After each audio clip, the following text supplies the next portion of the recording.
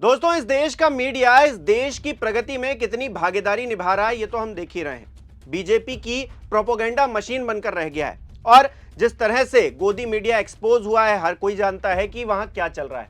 लेकिन वहां से निकले कुछ पत्रकार, जी हां, कथित तौर पर वो पत्रकार ही हैं, वो अब डीडी न्यूज जैसे सरकारी प्लेटफॉर्म पर जाकर वहां भी वही काम कर रहे हैं, वो डिकोड कर रहे हैं। लेकिन वहां भी एक कंपटीशन शुरू हो गया दोस्तों। कंपटीशन ऐसा कि जो पहले से वहां पर स्थापित हैं, उनको लग रहा है कि ये तो ज्यादा चाटुकारिता करे ले रहे हैं, तो हम पीछे कैसे रह जाएं। तो वो भी दो टूक कर रहे हैं और दो टूक करते करते वो इस देश के नेता प्रतिपक्ष के बारे में अनाप शनाप कुछ भी बोले दे रहे हैं। जी हां, कुछ भी बोले दे रहे हैं। अशोक श्रीवास्तव जी को बचपन में हम लोग देखते थे डीडी न्यूज पर, वो समाचार पढ़ा करते थे, 8 बजे का कार्यक्रम होता था, हम भी देखते थे। हमको लगता था कि इतने बड़े पत्रकार हैं, डीडी न्यूज में काम कर रहे हैं। लेकिन क्या अशोक श्रीवास्तव जी अब भारतीय जनता पार्टी की चाटुकारिता में, आरएसएस की चाटुकारिता में इतना ज्यादा तल्लीन हो गए हैं कि उन्हें अपना धर्म भी याद नहीं, या फिर वो किसी एक विशेष से कंपटीशन कर रहे हैं कि चाटुकारिता में कौन आगे निकल जाए। देखिए खबर। अशोक श्रीवास्तव जी का एक वीडियो उनके कार्यक्रम का वायरल हो रहा है, जिसे लेकर श्रीनिवास बीवी क्या लिख रहे हैं। इस सरकारी संतरे की आखिर इतनी औकात कैसे हुई कि सरकारी टीवी पर बैठकर इसने देश के नेता विपक्ष के लिए इस भाषा का प्रयोग किया। इंडियन यूथ कांग्रेस क्या लिख रही, भारत के टैक्स पेयर्स के पैसों से चलने वाले इस सरकारी डीडी न्यूज चैनल पर खुलेआम देश के नेता विपक्ष के लिए बेहद ही अपमानजनक भाषा का प्रयोग किया गया। सरकारी पत्रकार ने उस लकीर को भी लांघ दिया जिसे लांघने की हिम्मत कोई भाजपाई न दिखा सका। क्या कार्रवाई होगी, ये सवाल पूछा जा रहा है इंडियन यूथ कांग्रेस की तरफ से। अब असल में मामला क्या है?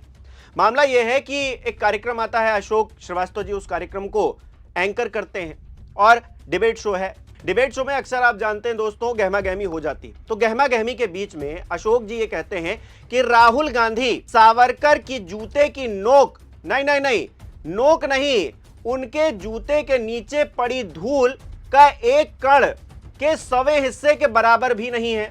अब बताइए, राहुल गांधी देश के नेता प्रतिपक्ष हैं और इस देश की जनता ने उनको चुनकर भेजा है संसद। कांग्रेस पार्टी जो विपक्ष की सबसे बड़ी पार्टी है, उसके वो लीडर हैं। वो ग्राउंड जीरो पर तमाम लोगों से मिल रहे हैं, बातचीत कर रहे हैं, उनका जनाधार बढ़ रहा है, उनकी लोकप्रियता बढ़ रही है, इस बात से तो इनकार नहीं किया जा सकता। लेकिन भारतीय जनता पार्टी उन्हें हमेशा से पप्पू बनाती आई है। अब भारतीय जनता पार्टी बनाए या फिर भारतीय जनता पार्टी के लोग ऐसा कहें तो समझ में आता है। टैक्स पेयर्स के पैसे से चलने वाले सरकारी चैनल के एंकर को यह किसने हक दे दिया कि देश के नेता विपक्ष को इस तरह से संबोधित करे या इस तरह की कंपैरिजन में डाले? अब अशोक जी को इस बारे में क्लियर करना चाहिए। हालांकि उनकी छवि हर कोई जान रहा है, वो किस तरह से भारतीय जनता पार्टी के पक्ष में मुड़ गए हैं, ये भी हर कोई जान रहा है। लेकिन देश की जनता तो समझ रही, इसीलिए सोशल मीडिया पर उनका वीडियो वायरल हो रहा है और तमाम रिएक्शन निकलकर सामने आ रहे हैं। सुनैना सिंह क्या लिख रही हैं, शर्मनाक, ये संघ का एजेंट दूरदर्शन पर बैठकर ऊट पटांग बातें कर रहा है, जनता के पैसे से चलने वाले चैनल पर नेता विपक्ष को सरेआम अपमानित कर रहा है, अभद्र भाषा का प्रयोग कर रहा है। कांग्रेस को इसके विरुद्ध कानूनी कार्रवाई करनी चाहिए। एक और देखिए, शीतल सिंह ये क्या लिख रहे हैं, दूरदर्शन देश के नागरिकों से उगाए गए टैक्स से चलता है, किसी दल, विचारधारा या अन्य स्रोत से नहीं। इसमें इतने सुयोग्य संघीय एंकरों को सजाया गया है कि रेडियो रवांडा भी शर्म से डूब मरा है। जब कोई अंतर्राष्ट्रीय रेटिंग एजेंसी इस प्रहसन को आंक देगी तो देसी सियारों का झुंड अरण्य रोदन करने लगेगा कि सोरोस के प्रभाव से उनके पृष्ठभाग पर पैबंद लगाया गया है। संजय शर्मा जी क्या लिख रहे हैं, हमने तो जब इसकी स्टूडियो में पिटाई हुई थी तब भी आलोचना की थी, पर तब अंदाजा नहीं था कि सरकारी चप्पल इसके सर पर इतनी चढ़ गई। सरकारी चैनल पर ऐसे नमूने कैसे आ जाते हैं जो नेता प्रतिपक्ष के लिए ऐसी भाषा बोलते हैं। दोस्तों, यहाँ पर सवाल यह है कि अशोक श्रीवास्तव जी को ऐसा क्यों करना पड़ रहा है। देश में तमाम मुद्दे हैं, उन पर चर्चा तो वो कर नहीं रहे हैं। बजाय इसके वो सावरकर को राहुल गांधी से कंपेयर कर रहे हैं और इस तरह की भाषा शैली का इस्तेमाल कर रहे हैं। वो मेरठ में जो मार्केट तोड़ दी गई है और लोग रो रहे हैं, परेशान हैं, उनके बारे में तो कोई खबर नहीं दिखाते।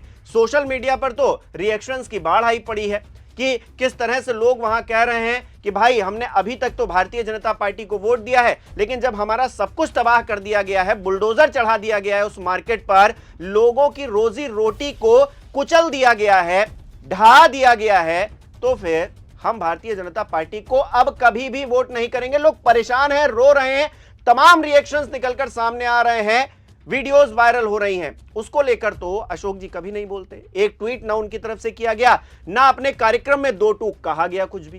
तो सवाल यह है कि उनका आखिरकार मंतव्य क्या है, भारतीय जनता पार्टी से उनकी कितनी दिल लगी है, कितनी करीबी है, ये इसी बात से समझी जा सकती है कि भारतीय जनता पार्टी शासित राज्य के भीतर मेरठ में पूरी मार्केट को बुलडोजर से ढा दिया गया, लोगों की रोजी रोटी चली गई और अशोक जी ने एक कार्यक्रम नहीं किया। और वो राहुल गांधी का कंपैरिजन सावरकर से कर रहे हैं। अब सावरकर को लेकर क्या क्या बातें छपी हैं, लिखी हैं, उसका सच भी मैं आपको दिखा दूंगा। और उससे पहले एक और चीज दिखाता हूं। सोशल मीडिया पर एक और वीडियो वायरल हो रहा है दोस्तों। प्रतीक पटेल उस वीडियो को शेयर करते हुए क्या लिख रहे हैं, ये कार्यक्रम एबीवीपी के बैनर तले हो रहा है, कपड़ा भी भगवा रंग का है। ऐसा ही प्रोग्राम किसी और बैनर तले हो रहा होता तब बजरंग दल और विश्व हिंदू परिषद के लोगों की भावनाएं आहत हो जाती। अब इस कार्यक्रम में असल में हो क्या रहा है, हो ये रहा है कि एक लड़की है जो डांस परफॉर्म कर रही है। उसने भगवा रंग की साड़ी पहन रखी है, पीछे आप देख सकते हैं एबीवीपी का बैनर भी लगा हुआ है। इसी वीडियो को लेकर मधु पूर्णिमा किश्वर को आप जानते होंगे, मोदी जी की एक वक्त जो है बड़ी तारीफ किया करती थी, बहुत चाटुकारिता किया करती थी, लेकिन अब जो है अचानक से वो उनके खिलाफ हो गई है। मधु जी क्या लिख रही हैं, यही संस्कारी सनातनी नवयुवक और नव युवतियां मोदी जी की पेड ट्रोल ब्रिगेड में शामिल होकर मुझ जैसी आउटडेटेड महिलाओं को, यहां पर जो शब्द लिखा गया है मैं उसको नहीं पढ़ सकता, जैसे शब्दों से सुशोभित कर खूब पैसे कमा रहे हैं। महिला का यही रूप देखकर इनकी लार टपकती है। सुना है हर मां बहन की गाली वाले ट्वीट के एवज में 50 रुपए मिलते हैं मोदी जी के आईटी सेल से। इसके पॉन लहूजा चर्चा है कि #पॉन पैडलर अमित मालवीय द्वारा ड्राफ्टेड अश्लील और गाली गलौच वाले ट्वीट हर दिन पोस्ट करके 5-6 हजार रुपया दिहाड़ी ऐसा हर बिकाऊ संस्कारी कमा रहा है। This is youth employment Sanghi Modi style. तो मधु पूर्णिमा जी जो कह रही हैं उस बारे में ही अशोक जी कुछ कह देते, आप बात कर लेते। और ये जो कार्यक्रम हो रहा था भगवा साड़ी पहनकर, कथित तौर पर भावनाएं आहत हो जाती। अगर यही भगवा साड़ी किसी एक्ट्रेस ने पहन ली होती और कोई गाना आ जाता, कोई वीडियो निकलकर सामने आ जाता, तो बड़ी मतलब हंगामा हो जाता इस देश के अंदर। हमने तो देखा है ना, वो दीपिका पादुकोण का एक वीडियो आया था, गाना आया था, क्योंकि उसमें शाहरुख खान थे, तो फिर हंगामा मच गया। देश की जनता बिल्कुल, उसकी भावनाएं ऐसी आहत हुई कि पूछिए मत। सब कुछ लग रहा था नष्ट कर दिया गया, पूरे सनातन की बेइज्जती कर दी गई है, नाक कटा दी गई है, क्योंकि वहां पर भगवा ड्रेस पहन ली गई थी। अरे भाई, भगवा ड्रेस पहनकर अब ये जो लड़की डांस कर रही है एबीवीपी के कार्यक्रम में, कोई कुछ नहीं बोल रहा है। ना ट्रोल आर्मी बोल रही है, ना भारतीय जनता पार्टी के लोग बोल रहे हैं, ना संघी बोल रहे हैं, और ना ही अशोक श्रीवास्तव जी कुछ बोल रहे हैं। और किसी की क्या ही बात कीजिएगा। उधर मोदी जी बंगाल में जाकर रील बना रहे हैं, उधर योगी आदित्यनाथ जी क्या कह रहे हैं, वो कह रहे हैं बंगाल में बंगाली ही बोली जाएगी, ये कठमुल्लापन की संस्कृति यहां नहीं चलने दी जाएगी। अरे भाई, आप साउथ में जाते हैं तो कहते हैं हिंदी बोलो भाई, वहां लोग विरोध कर देते हैं तो आप बंगाल पहुंच जाते हैं, वहां आप कहते हैं कि भाई बंगाली बोली जाएगी। ये कठमुल्लापना क्या होता है भाई? ये कौन सी भाषा शैली है योगी आदित्यनाथ जी की, जो हर बार मंच पर खड़े होकर इस्तेमाल करते हैं और तमाम तालियां बजने लगती हैं? योगी आदित्यनाथ जी को बताना चाहिए कि मेरठ के अंदर जिस तरह से एक मार्केट तोड़ दी गई, वहां लोग जो आंसू बहा रहे हैं, उसका हिसाब कब होगा? वो कौन सी संस्कृति है जिसमें लोग परेशान हैं, रो रहे हैं और आपके सांसद मिलने भी नहीं पहुंचते हैं? वहां तो लोग कह रहे हैं, सीधे सीधे वीडियोस वायरल हो रही हैं कि कहां है वो राम जो राम बना फिरता है, क्यों नहीं आ रहा है? अब भैया, आपके सांसद हैं, आपकी पार्टी के सांसद हैं, आपने वैसे तो बड़ा प्रचार किया, लेकिन अब ना वो सांसद दिख रहे हैं, ना आप दिख रहे हैं। आप भी जो है बंगाल में जाकर चुनाव प्रचार कर रहे हैं। दोस्तों, आज सत्ता की आंखों में आंखें डालकर पत्रकारिता करना मुश्किल हो गया है। हमारे 4 PM नेशनल यूट्यूब और फेसबुक चैनल को, जिसे आपका प्यार और विश्वास हमेशा से मिलता रहा है, उसे बंद करके सरकार ने यह साबित कर दिया है कि वो आपके सवालों से कितना डरती है। मुश्किल दौर है, लेकिन हम न रुके थे और न ही रुकेंगे। हम सच के लिए हमेशा लड़ते रहेंगे। ऐसे में 4 PM यूपी को ज्यादा से ज्यादा ज्वाइन करें और स्वतंत्र पत्रकारिता को जिंदा रखने के लिए जितना हो सके उतना हमारा आर्थिक सहयोग करें। आपके सहयोग से ये जंग हम जीत कर रहेंगे। अब आ जाते हैं सावरकर जी पर, जिन्हें वीर बताया जाता है। वीर सावरकर आरएसएस के लिए हैं और भारतीय जनता पार्टी के लिए, लेकिन असलियत क्या है इसको भी जानना चाहिए। अशोक जी, आपको भी ये जानना चाहिए और बीबीसी की इस रिपोर्ट को आपको पढ़ भी लेना चाहिए। सावरकर ने माफीनामों में क्या क्या लिखा, छूटने पर क्या क्या किया। अब देखिए इस खबर में क्या क्या लिखा हुआ। सरकार अगर कृपा और दया दिखाते हुए मुझे रिहा करती है तो मैं संवैधानिक प्रगति और अंग्रेजी सरकार के प्रति वफादारी का कट्टर समर्थक रहूंगा, जो उस प्रगति के लिए पहली शर्त है। मैं सरकार की किसी भी हैसियत से सेवा करने के लिए तैयार हूं, जैसा मेरा रूपांतरण ईमानदार है। मुझे आशा है कि मेरा भविष्य का आचरण भी वैसा ही होगा। मुझे जेल में रखकर कुछ हासिल नहीं होगा, बल्कि रिहा करने पर उससे कहीं ज्यादा हासिल होगा। केवल पराक्रमी ही दयालु हो सकता है और इसलिए विलक्षण पुत्र माता पिता के दरवाजे के अलावा और कहां लौट सकता है। मतलब कि अंग्रेजों को माता पिता बता रहे हैं और क्या क्या बातें कर रहे हैं। ये सारी बातें माफीनामे में लिखी हुई हैं सावरकर जी के अंग्रेजों के लिए। अंग्रेजों को ये पत्र संबोधित है सावरकर का और इसमें ये सारी बातें कर रहे हैं कि मैं सरकार की किसी भी हैसियत से सेवा करने के लिए तैयार हूं, मैं इतना ईमानदार हूं, भविष्य का आचरण आपका वैसा ही होगा जैसी आपकी आशा है।